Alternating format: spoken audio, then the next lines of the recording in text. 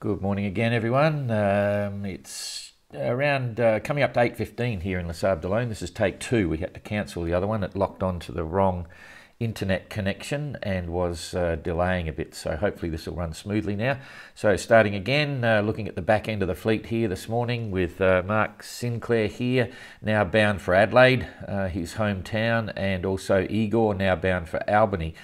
He didn't want to go up to Fremantle, which is a good move. Fremantle's up here in Perth, and you can see the predominant winds are either south or southwesterly, sometimes a westerly. So once you get up there, you have to beat back around Cape Lewin here and head down, which takes a few days. So by going to Albany, it's a direct route, saves about 500 miles of sailing, which are often to windward. That's going to be 3 or 4 days.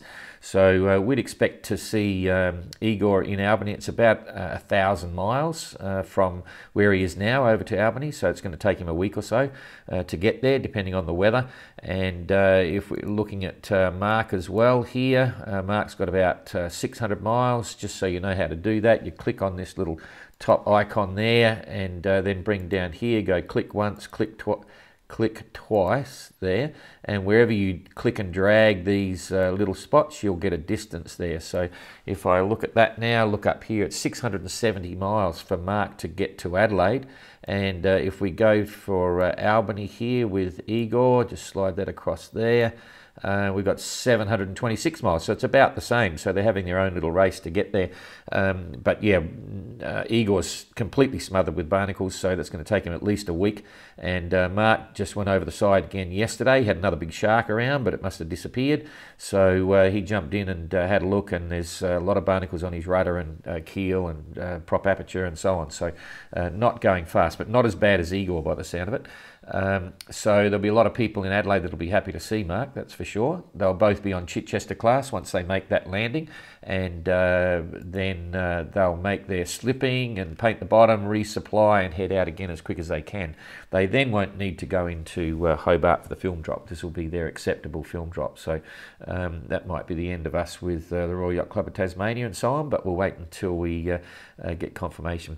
So looking at their weather moving forward, if we go forward a day, we'll just do this pretty quickly. Pretty similar. Igor's got breeze, Mark's going to go into a hole. We go to the next day. Mark's sailing again, but very slowly. Igor's got a good breeze, so that'll push him along a bit. Push forward another day. Mark's still got some frustrations here. Igor's looking all right. The good news is there's no storms so far. That's always a plus. And looks like Mark's going to get a kick. He'll get a kick up. He'll be up in around here somewhere by the time this comes through. That's the 26th. That's 4 days' time. He'll be in the middle. So if we just squeak that forward a little bit, oh, it may not come up to get him, but it'll have a good breeze. So not a big storm, but a solid southwesterly with a bigger sea. So he'll have some stories there. And yeah, Igor's got a good breeze all the way in. And once that Mark gets over the slow start, he'll be fine. So all good at the back end of the fleet, no storms and all the rest of it. So Sue Haley has now made a film drop and letters and stuff at the entrance to Port Phillip Bay, and is heading out into the Tasman, trying to catch up to Tapio. Poor Tapio, he's really in a mess down here. Let's have a look here. When I say he's in a mess, it's just the weather. He's fine, the boat's all there, he's got barnacle issues and just consistent headwinds, and it's not going to get any better. So the message is, you know, he's taking it pretty well. He doesn't keep complaining, he just talks about the fun things that are happening on board. So let's just go forward a day and see what he's got. We sort of know what's coming. More headwinds, he might be able to head up north. The closer he gets to New Zealand, the worse the angle is, because the wind tends to hook around the bottom here. So he'll end up tacking back again. I mean, as he gets closer to the coast, at least they're not big winds. So that was another day, the 29th into the 30th. Headwinds at this rate, that's actually not bad. If he's up here, then he can actually tack across. So he'll actually be coming back down, sort of pretty much on course a bit. So that might be a relief if he holds it to the north through there. That's on the 30th, which is still 4 days away. So we'll just have to wait and see. A couple of days later, this is not bad. A northerly is okay, because if he's pulled away from the coast, when he gets here, he'll be sailing pretty much on course. So he'll be happy about that. So 1st of December. 5 days away, he might be looking okay. At least the sea's moderate. and then it's going to get stronger, but he'll be over here. It's still going to be a struggle right through till the 3rd of December. Then it's starting to hook around. So yeah, we're still going to see Tapio for the next week struggling to get across to get past the Bounty Islands, which are down here. He's got to leave them to port, to starboard rather, and then get up over the zone and try and catch up to these guys coming through in the middle fleet. So it's reasonable for everyone here right now, except for poor old Istvan on his boat. Big steering issues there. It'll be interesting to see how this plays out. His main steering wheel has got bearing problems. His emergency till is sloppy. He might be able to glue that onto the shaft, but that limits your options if that doesn't work. He does have an emergency steering rudder on that fits onto the transom, and I've got a sneaky suspicion we'll be hearing about that sometime soon, but we'll have to wait and see. There's no worse a prospect for a skipper going in through the Southern Ocean. The prospect of storms with sloppy steering is not a good combination. So Istvan once again plagued by little issues. Susie, the boat's good. She's good. She's sailing again. She had the big calms there for a while, which weren't good. And Uku's just making his way to the east, so all is well. Susie's currently doing 6 knots, which is pretty good. Istvan's doing 5.7 in the right direction, which is good. And Uku 5.8. So they're all doing pretty much the same thing. Oh, hang on. Wrong weather. That was a week away. So, but the weather today is not that much difference, although Luku's been... he's the last one to get out of this calm here, this area of no wind. So let's just see what happens as we go forward a day into the 27th. If that rolls over, okay. Istvan runs out of breeze. That's pretty simple. Susie's got a following breeze, but lightening off, although she'll be up here a bit, although she's going north, so it's going to be light. Uku's still sailing well, so tomorrow's okay. If we go forward to the 28th, Istvan's starting to get a bit of a breeze. He'll be up here. Susie's looking good. Uku's looking a bit better, so that'll help him along. Another day, 29th. Uku's okay, Susie's okay, Istvan's okay. All nice Southern Ocean conditions. I'm looking 20, 25 knots, 3, 4 metre seas. Uku then, he'll be up here. He'll be starting to run out of it by that stage. This is on the 30th, so 4 days ahead. Istvan's okay. If Susie goes up a bit, she's going to run out as well. The best thing she can do is hug the coast here along the no-go zone, and she'd be looking okay. Uku needs to come down a bit. Wow. Big. Let's have a look at what this is. Just a big look. Yeah, it's a high pressure system. It's going to catch up with them, I think. So Istvan's still in a hole. Susie and Uku looking all right. They'll be moved along by that stage up here. I'm just going to watch the progression of this. Yeah, it's stretching out over the whole lot. So they need to stay down. They need to get close to the line. But no storms. All the heavy weather's down below them here, which is a good thing. And looking pretty good. So again, the next week, I'm not too worried. Yep, there's no problems for me. There's no big storms, no big waves, as long as they can keep it all together. And Istvan's happy. They'll be making reasonably good progress.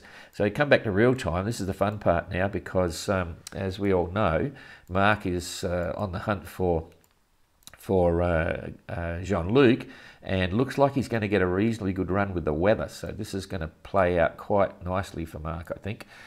Here's Cape Horn off into the distance here. That's probably a little bit too big. Oh, sorry, wrong way. Just to get the best of it so you can see what's happening with the weather. He's doing really well at the moment, 6.8 knots. That's as good as it gets. His messages and tweets are saying, yeehaw, I'm surfing, and great wind, lots of sail up. He's probably got 25 to 30 knots there. So he's happy with that. So we'll push it forward a day. Still okay. He'll keep moving on that. So no delays there. The wind's all from the right direction. On the 28th, the wind is picking up, and there's some big blue and purples behind him. So by this stage, he's down here somewhere. So again, very favourable weather, good seas, good winds, so he's doing pretty well. We'll slow down this take here for the next lot. And he's got a bit of a blow coming through. So by now, that's the 29th. That's 3 days ahead. 3 days ahead, he'll be down here and getting ready for it. So we'll just push this a few hours ahead. Yeah, it's coming over pretty quick. So the smartest thing Mark can do is probably head a little bit out to the west and not dip too far down, because he'll be about at that stage. This is late on the 29th. He's going to be down around here. In fact, let's get specific. We'll say 3 days. 150 miles a day, so that's 450. Yeah, if he was over about there somewhere, if I leave my finger there, we'll get that. That's where he's going to be in 3 days' time. That's where it is. And let's just push it across here a bit. And boom, it's gone. So that's good news. It's a fast moving system, so he'll probably just hold his course and just get a big kick when it comes across. So I'm sure he can handle that, and then he's back into more consistent breezes heading across to Cape Horn. So there's the 30th. 1st of December, big new month, all looks good, no big blows. 2nd of December, wow, something's going to get there. So I'll just bounce this across one at a time and see what this looks like. Okay, that's a good one. Let's see. So that's the 2nd of December. So that's 5, 6, 7 days. That's about 1,000 miles. Just want to see where he might be. So I put one there, one here, 1,000 miles. Okay.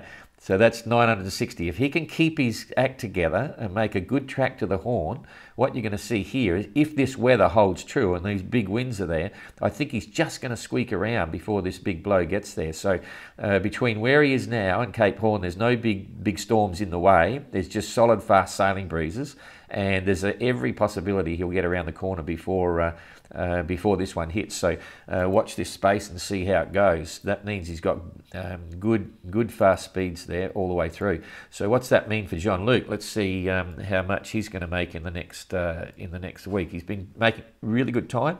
The weather's been pretty good so far to where he is. He got through Stretcho de la Mer really well. Stayed to the west of the Falklands, which is where he wants to be, and now is where it gets tactical and gets very interesting, because I'm leaving this a bit open. I think you can all see that pretty easily from there. I'll just see if it's pumping. It is. I'll try for autofocus. Hopefully that'll hold it. No, that's not holding it. I'm just trying to stop the screen pumping here. Okay, so we'll go forward a day. There's his next day. It's still okay. He's heading up. He's going to drive into a calm by the look of it. Next, that's 2 days out. Hasn't rolled over yet. 2 days out. Look at this, headwinds, light headwinds. Light headwinds is okay because the sea state will be really low. Let's have a look at the waves. Okay, there's 2 to 3 meters in here with this colour, and that's not going to worry him too much, but I think he'll still bear away. Whether he goes into the coast or heads out, I think he'll head out. He'll know this is the centre of a high here, and he'll want to get around that. So let's see, that's 2 days. Then we go to 3 days. Still headwinds. So when you see this, he's going to be coming out here on Port Tack, I reckon. I don't think he'll go into the coast because then it traps your options, but let's see what the weather's doing. Jeepers, we've got more stuff here. I'll get rid of this. Okay. Oh, where do we go up here?